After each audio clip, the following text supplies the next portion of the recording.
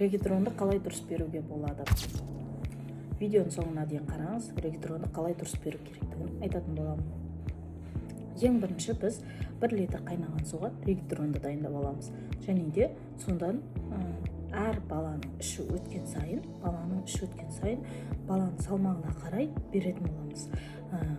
Үй жағдайында болғанда бізде А жоспары деген бар. А жоспары бойынша бізде 10 мл на килограмм әр салмағына қарай береміз. Мысалы, 10 килограмм салмақтағы балаға оған 100 мл-ден ішкіземіз. 100 мл-ді 5 минут сайын 5 мл-ден ішкізіп отырамыз. Көп ата-аналар 5 минут сайын бере алмай жатады. Ол үшін біз каждыйын азайтамыз. Яғни 3 минут сайын 3 мл-ден, онда іше алмаса 2 минут сайын 2 мл-ден, болмаса 1 минут сайын 1 мл-ден ішкізуіміз қажет. Мен парақшама тіркеліп алыңыз, пайдалы ақпараттар көп.